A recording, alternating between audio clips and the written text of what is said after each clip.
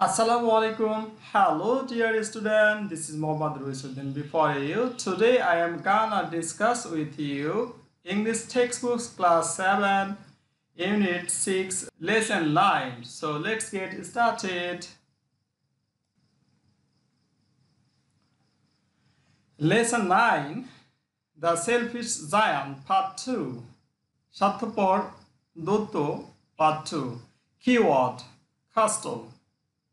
A. Continue reading the story. এই গল্পটি পড়া চালিয়ে যাও। The children had nowhere to play. বাচ্চাদের কোথাও কোনো খেলার জায়গা নেই। There were no garden around and the roads were busy and crowded. সেখানকার বাগান এবং রোড খুব বিজি ছিল, ব্যস্ত ছিল। After school, they used to go around the high wall and talk about beautiful garden side. After school মানে স্কুলের ছুটির পর তারা ওই ওয়ালের প্রাচীরের পাশ দিয়ে হাঁটা চলাফেরা করতো এবং ভিতরের গার্ডেনের সৌন্দর্য নিয়ে কথা বলতো।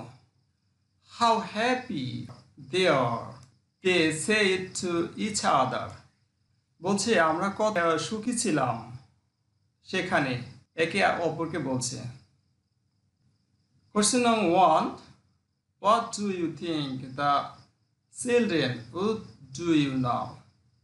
তুমি কি চিন্তা করো বাচ্চাদের সম্পর্কে যদি ওই জায়গায় তুমি থাকতে? Then came the spring. তারপরে বসন্ত আসলো। And all over the country there were flowers and there were birds. মানে সমস্ত দেশে তখন পাখি এবং ফুলে ভরে গেল, ফুল এবং পাখিতে ভরে গেল। Only in the garden of the giant it was still winter. শুধু ওই দৈত্যের বাগানটাতে গ্রীষ্মকাল ছিল। Here no bird were singing and no flowers blossoming. অর্থাৎ ওই দৈত্যের বাগানটাতে কোনো পাখি বসেনি এবং ফুল ফুটেনি। There were only snow and frost and north wind in it. অর্থাৎ বলছে যে শুধু ওই বাগানটাতে বরফ জমেছিল এবং উত্তরের হাওয়া বইছিল। I understand why the spring is so late in coming, said the giant. অর্থাৎ দৈত্যটি বলছিল কেন এবার সে বুঝতে পারছিল না কেন এবার বসন্তকাল আসতে দেরি করছে। He was sitting at the window of his big castle and looking out at this cold, dry, lifeless garden. He was sitting. সে তার প্রাসাদের একটা জানালার পাশে বসেছিল এবং তাকিয়ে দেখতেছিল তার cold, ঠান্ডা আবহাওয়া, this cold, dry, lifeless garden. সে ঠান্ডা, পাতাহীন, জীবনহীন গার্ডেনটা দেখতেছিল। I hope there will be a change in the weather. সে বলছে আমি আশা করছি যে ওয়েদার অল্প দিনের মধ্যে চেঞ্জ হবে। But neither spring nor summer came to this garden. বসন্ত চলে গেল কিন্তু গ্রীষ্মকাল আর আসলো না। Number B. Discuss in group and write an answer to these questions. তুমি এই কোশ্চেনটা দলে আলোচনা করে এবং উত্তর দেওয়ার চেষ্টা করো। What happened in a garden in winter? এটার জন্য তোমাদের জন্য আমি একটা প্রশ্ন রেডি করেছি, তোমাদেরকে আমি দেখাই প্রশ্নটা, তাইলে তোমরা বুঝতে পারবে। What happened in a garden in winter?